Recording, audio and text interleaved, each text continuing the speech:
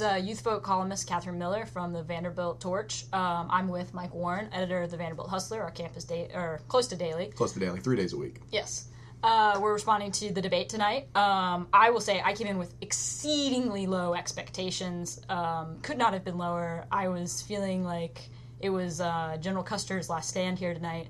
For Sarah Palin. For Sarah Palin, yeah. Not for General Custer himself. He's still dead. But I think she far surpassed any expectations I had.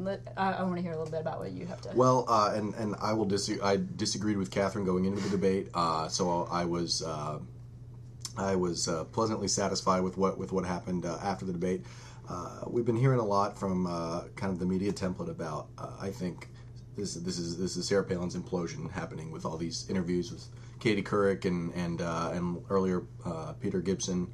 Charlie Gibson, not Peter Gibson. I'm thinking of Jennings. And so we're hearing about her implosion.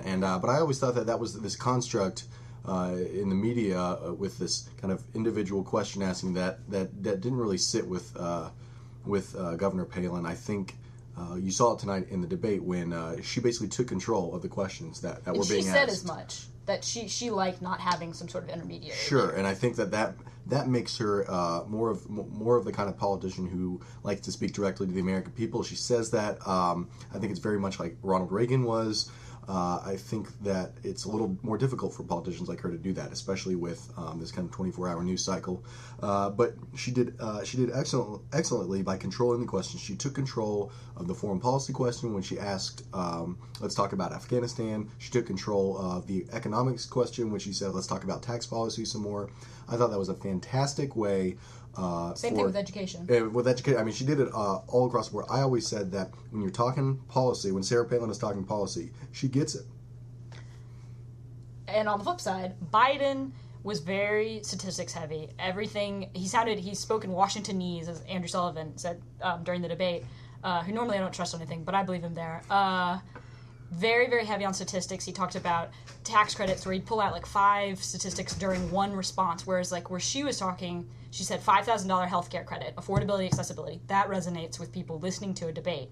Same thing, he trotted out the same old $1,000 windfall profits tax, and it's been proven that if you divided up all the profits, every single oil company profit, and divided it among American families, it'd be $750. And that's not just windfall profit. So, I mean, he brought out statistics that not only are necessarily true, but he also just crammed everything with statistics. He was the boring version of Biden tonight. Exactly. I think that you saw a big difference, and we can debate about whether or not this is the right thing for American politics. I think it's okay. It's not something for us to get all worried about. But you heard Sarah Palin. She's talking about in anecdotes, and she's talking about this is what it's like. She's talking in larger ideas, which I think Americans like to hear from their executives. I think it's been told to us that we want to hear kind of an intellectual. These are the ways that are going to happen. But you talk to, as Sarah Palin calls it, Joe Six-Pack America, and he hears Biden cramming a bunch of numbers in there, and then pretending like he's from Scranton. Sure, I mean, which he is. But but by cramming a bunch of numbers in there,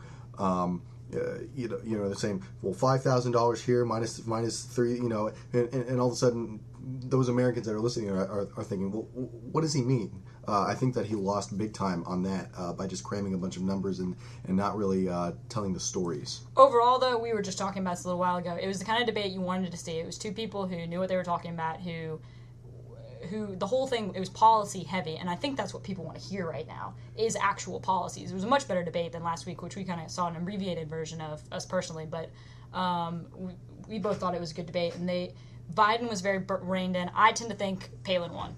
I'm going to have to say Palin won as well. When you're talking policy, which is something Americans do want to hear, I've always said this, when you're talking conservative policies, those are the policies that will win. And so we saw that tonight. So, which is good. Anyway, I'm Katherine Miller. This is Mike Warren from Vanderbilt. We think Palin won.